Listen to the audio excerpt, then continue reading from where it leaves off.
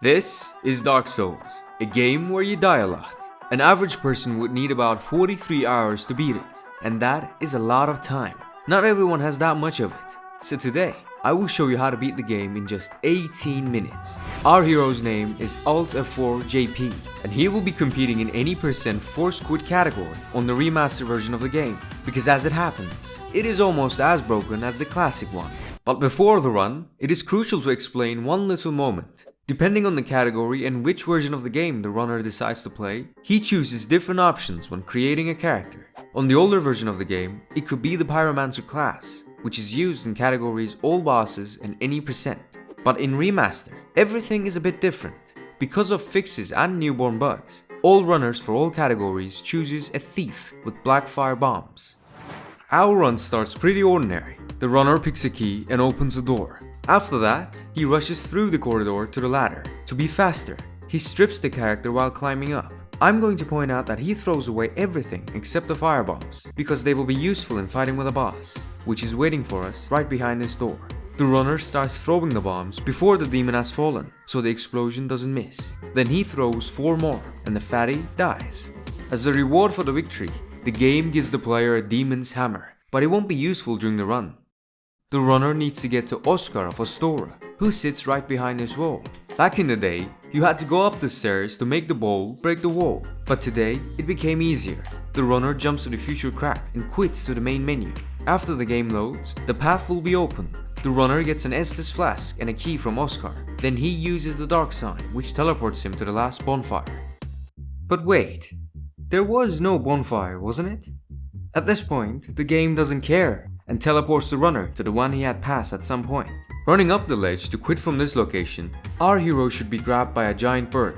But the runner uses Alt F4 to close the game. Wait, what? Why?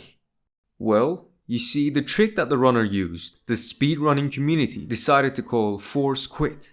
For this trick, an entirely different category was made. I don't precisely know how and why Force Quits work, but my guess is that the runner quits from the game in the last frames of the save, which corrupts the save file itself.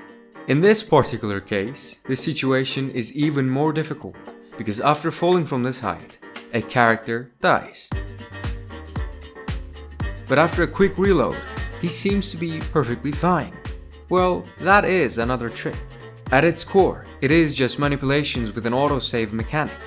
To understand how it works, you need to know how the game saves progress in general. It is a strange mechanic that allows the game to see whether it's possible to save the progress relative to the character's position. There are 2 of those. Stable position. It is a position where a character can easily stand, walk, and run. Unstable position. It is a position like slopes, moving objects, or the state of falling. As you might have already guessed, autosave progress can be completed only in stable positions. However, the game has its own priorities considering the state of falling. Because of them, saving new stable position and fall damage are calculated in 1 frame, but registration of positions has higher priority. So basically, if a runner quits to the main menu when he has just reached the floor, the game will block any incoming damage and allow loading on a new stable position without dying. It is a super helpful trick, which can be used for shortcuts and route optimization in different places. But in this particular moment, it is used just to stay alive.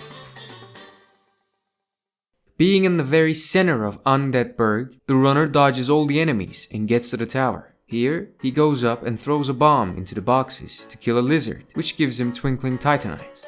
Then, he goes down where the big boy is waiting for him. Runner ignores him and enters the door, which he successfully opens with a master key. This is why he picked the thief in the beginning. This way, he can quickly get to the Darkroot Basin. In this location, the runner picks up a large soul of a nameless soldier, and then jumps on this rock. This catches Black Knight off guard, and he falls into the void. Runner killed him because there is a chance to get an imbalanced halberd, and also pick a grass crest shield, which boosts stamina regeneration. Wait, what? Did I miss it? Where did the runner get 100,000 souls? As it turns out, while the runner was sitting on the rock, he became a little bit bored, and he decided to break the game just a bit more. Basically, he took this soul and made several duplicates of it. But how and why can he do that? Well, you see, Developers of the remastered version fixed some bugs which were used in speedruns. However, they did it quite poorly because about 3 years ago, for the original version of the game, a new glitch was discovered, which was called prompt swap. It allows players to perform various menu-related exploits. With the help of this glitch, it is possible to buy items for which you don't have enough currency for, or even those items a trader doesn't possess. As it turned out, this glitch works in remaster even better, because devs added a new menu which allows players to use a bunch of different items at the same time. This glitch, exclusive for the remaster, was called quantity storage. And to do the glitch, you need to press the tab switch and apply buttons at the same time. Because of this, when an item is used, the game can't tell how much of each item is there, and you can easily set the amount yourself. This happens because the game remembers the last used value for each window, and if you look before that on any 3-digit number, it would be possible to duplicate this item up to 1,000 times. But in our case, the runner neither had traders close by, nor lots of items in his inventory. However, he did quit the game, and after every Alt F4, the game resets all values to the standard ones. This is from 0 up to 99. This way, the runner got his 100,000 souls. And after he reaches the closest bonfire, he boosts his strength up to 27, endurance and dexterity up to 18. This allows him to use the halberd with both hands. With the help of the dark sign, our hero pulls off another force quit and spawns in the new Londo ruins, which has a path to a different location, Valley of Drakes, and from there you can quickly get to Blighttown. But he won't be staying here for long, and as soon as he comes in, he starts rolling down the mountain until he falls to the very end. But now, those who have played Dark Souls before might be interested. How in the world is he rolling while falling? And that is meme roll. Using this trick, the damage can be ignored if landed while there is invincibility frames. The main condition to pull off this trick is that the player must wear equipment matching a particular weight and set values of frames per second. In Remaster, it is easy to get this done because the game works at 60 FPS. The overall equipment load should be around 25 to 29%, whereas the original is a little bit more complicated.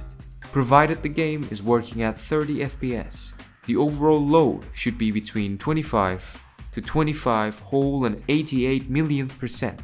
Yeah, and you know what? Speedrunners somehow found the right equipment on the day this glitch was discovered. Insane.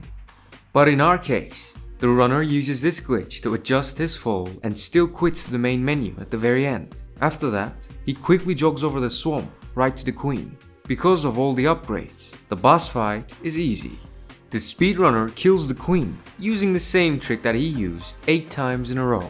After the queen is done, the runner pulls this lever. The bell rings and the game gives him a bone. This bone is the same teleport to the last bonfire as the dark sign. However, after using it, the player would remain with his soul and humanities. The runner needs to duplicate it. Firstly, he moves the bone up in the inventory to be the first on the list. After that, he does a parry animation while it's running. He opens the inventory, uses the bone, opens it again, and uses an Estus. This way, the game gets confused, and instead of the bone, Estus Flask will be used, but the teleport still works, and the runner spawns in Dark Root Basin. He won't be here for long. After a little run, he uses the bone once again, pulls off Forcewood yet again, and teleports right to Andre of Astora, where he starts preparing for the new duplicate combination. The runner buys a smith box for reinforcing weapons. Then he opens a tab with arrows. After he chooses the right one, he puts his mouse on the tab, changing button, and uses prompt swap, because of which he can buy multiple axes instead of one. He needs 9 in particular. Then he chooses Castus and declines the purchase. After, he runs up to the bonfire and does the quantity usage. However, in this situation, the runner throws away Twinkling Titanite, which suddenly had gained a negative value. Let me explain. It is impossible to buy multiple weapons at once in Dark Souls, like arrows or flasks for example. However, with the help of prompt swap, nothing is impossible. And this is why in the inventory there will be multiple weapons using one slot. And now, if you try to buy another weapon, the game will see some kind of heresy in the inventory and tries to get rid of 8 extra axes after what registers a negative value in the memory. And if the player uses quantity usage, this transfers the value from the memory of the game to the item. In our case, Twinkling Titanite. And because the runner throws away our item, the game subtracts from the value our item has. And this is when the basic arithmetic comes in. 2 negatives make an affirmative.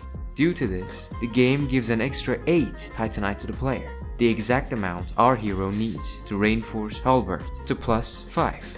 After the runner kills the gargoyles, he rings the bell and opens the gates to the Sen's fortress. Now let's talk about what is waiting for him in there. Traps with pendulums, traps with darts, traps with bowls, and of course, lots of spooky, scary lizard people. So how exactly is our hero going to deal with all of it? With the great power of timings, of course. Because on this insane 3-minute run, he will not take any damage. And in some cases, he would even slap the lizards for doing such lousy jobs. What about the big guy in the end? He will not be a problem because he will be defeated in just 2 hits. As for me, that's what makes speedrunning super cool. It will be the same in the next, our beloved location. However, some tricks are still worth mentioning. For example, this one. Instead of waiting for the elevator to fully come down, the runner jumps off without dying, which allows him to get to the balcony even faster. The next moment will be before the entrance into the castle, guarded by the Silver Knight archers. It will be a waste of time to fight with them. And this is why the runner comes as close as possible until the knight attacks and then runs a bit back, just enough for the enemy to fall down. And that's it. You can easily get to the boss room. These 2 guys are not the easiest Pokemons out there, simply because many people consider them unpredictable and often compare them to DLC bosses because of difficulty. This is why speedrunners in different categories don't like them. However, in this playthrough, Alta 4 play them well. After 4 hits, Ornstein had fallen, and during phase 2, he chose not to go all in and hit the boss only when he had a good opportunity, going back from smoke when he was jumping. This is why the last hit was landed with a bomb. Here comes the finish line. Runner kills Guinevere to get the Lord Vessel and get back to Firelink using a bunch of force quits. When he arrives, he goes to Frampt and jumps right into his hole because there is no reason to talk to him. Another force quit, and here we are, final location, at the end of which Gwyn awaits us. He is considered to be one of the easier bosses because speedrunners have learned his behavior. Standing up close, parrying his attacks, and repeatedly backstabbing would allow you to kill him in seconds. And that is our world record, 18 minutes and 27 seconds. An insane result using insane techniques. It would be quite challenging to beat this world record unless more broken glitches are discovered. The link to the original you can always find in the description. This is it for today. See you next time.